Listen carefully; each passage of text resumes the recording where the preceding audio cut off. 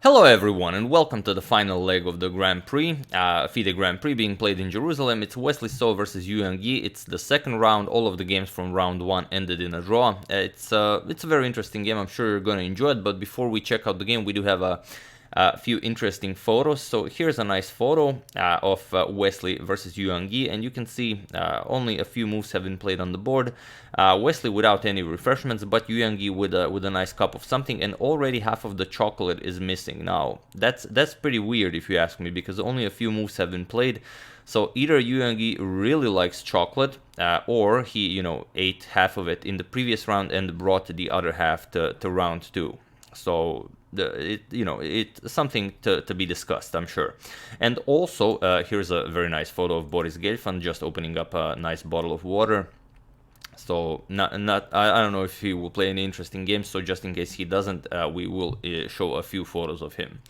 So there you have it, all of the photos of courtesy of Nikki Riga, so I do hope you enjoyed that as well. And also, if you're interested in supporting Nikki's work, she published a calendar, there you have it, 2020 calendar, where there are 12 very nice photos featured throughout her career as a photographer. She picked them herself. So if you want to check that out, I will also include links to that in the description below. Here are the contacts, but for those of you who are, lazy or something, I will just put some links in the comment section where you will be able to contact her. That being said, let's check out the game. Now, Wesley with the white pieces opens with e4. We have e5, sorry about that, knight to f3, and knight to f6. Yu Yangyi goes for the Petrov defense. We have d4, challenging the center right away. Knight captures on e4, and now bishop to d3 is the main idea here. It's the most popular move played today, but we have d captures on e5 by Wesley. And okay, we have d5, now asking, do you want to capture en passant? And if white captures, black has no problems here. He just continues development, castles, and all of the pieces are nicely developed. If anything, black is even up in, better in development. So after d5, we have knight bd2, we have captures on d2, bishop captures, and now bishop to e7. Yu Yangyi prepares the castle, we have bishop to d3, and now c5. Now c3, making room for the bishop, on c2 also preventing d4. We have knight to c6, and we have castles by Wesley. Bishop to g4, now pinning the knight, and rook to e1. You have to be careful. h3 would be a big blunder here, because you allow knight captures on e5, where the bishop on d3 is just hanging. So you do grab the piece, but then black recaptures, and black is up a pawn in a much better position. So after rook to e1, you add another defender to the e5 pawn, and now queen to d7, and now h3. Now you can play it, because knight captures on e5 is not a possibility. Bishop to h5, and now bishop to f4. Following the game Grishuk versus Caruana from the 2018 candidates tournament, we have queen to e6, and now comes bishop to e2. Grishuk played a3 against Caruana, and Caruana won that game in the candidates tournament. And for those of you who maybe don't know this, as of yesterday, Alexander Grishuk is officially in the candidates tournament 2020. So just in case you didn't know that, now you do. So there is only one more spot left to qualify through the Grand Prix, and we'll see who will be able to do it. Will MVL finally get his spot in the candidates tournament? But here we have bishop to e2, and it is a new move. So as of move 13, we have a completely new game. We have castles by Yu Yangyi, and now queen to d2. Now the queen can be developed, since you no longer have to keep an eye on the knight with the queen. We have bishop to g6, and now rook a to d1, just getting the rook into the game. Bishop to e4, an excellent square for the bishop. However, it allows knight to g5, which wins the bishop pair. So here black will part either with this bishop, since the queen and the bishop are under attack, or you have to give up the dark square bishop. So Yu Yangyi decides to give up the dark square bishop. We have bishop captures on g5 and h6, pushing the bishop back, making room for the bishop on h7 if needed. Bishop back to e3, and now d4. We have c captures on d4, and now rook f to d8, preparing to recapture here. Since the queen is on d2, you cannot capture any more pawns. We have queen to c3, and now you could grab it right away and then play queen to g6, but Yu Yangyi goes queen to g6 first. Now he threatens mate, so there's always time to recapture on d4. We have g3 preventing mate, and now c captures on d4. We have bishop captures on d4 and queen to e6 now going after the h3 pawn. We have king to h2 defending it, and now rook a to c8, just getting that final rook into the game, already threatening some very nice discoveries as the rook again occupies the same file as the queen. Queen back to e3, unpinning and also attacking the bishop while also attacking the a7 pawn.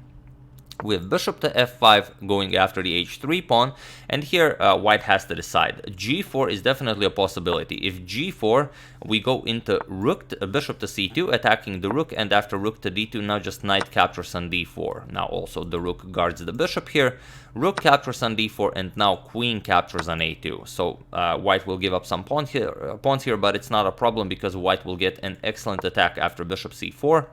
Now you put pressure on the f7 pawn, queen captures, and now rook captures on d8. Rook captures and queen to f4, and with this f7 pawn being pressured, yes, you can go bishop to g6, but then e6 is also coming, and you are somewhat opening up the black's king's defenses. But instead of this g4 move, Wesley finds an even nicer one. It's bishop to c3. Now saying, okay, you can capture on h3, but if you capture on h3, I have queen to f4 prepared. Now I'm threatening to trap your bishop just with g4, but also bishop to c4 is coming. So it's going to be very hard for black to wiggle out of this one. For example, if rook captures, you just play bishop captures, and after the bishop moves back, you don't want to allow it to stay there to be trapped. Now you play g4, and after the bishop moves, now you go bishop to b3, and it's a very tough position for black to play. Black queen has to move. Now you can play even e6, and white is breaking through.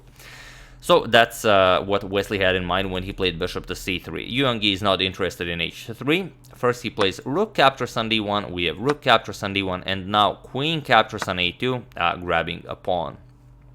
We have g4 by Wesley, bishop back to e6, not allowing the light square bishop to occupy this diagonal. So queen to e4 now, with ideas of maybe you can remaneuver the bishop here to threaten the king side this way. It's not going to be possible to defend with g6 and then just h4. You can just easily bust open the position.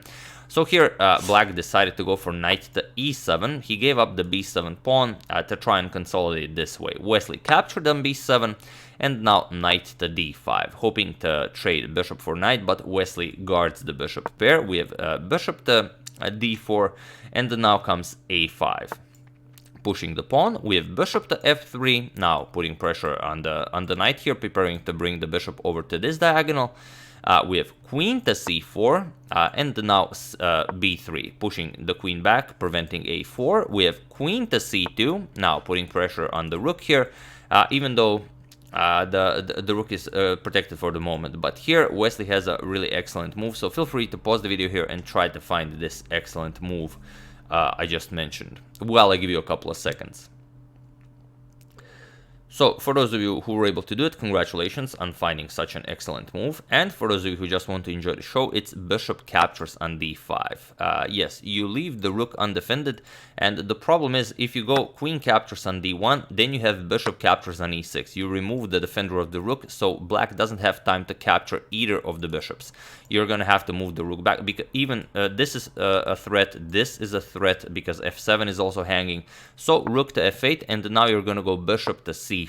And now you basically trade down into this queen and pawn endgame. Bishop captures, king captures, and now king g2, improving the safety of the kingside pawns, and you go into this endgame where white is up a pawn, and it's going to be hard for black to defend. So this was Wesley's idea if black goes for the rook. So of course Yu Yangyi went after the bishop. We have bishop captures on d5 first, queen captures, and only now queen captures on d1.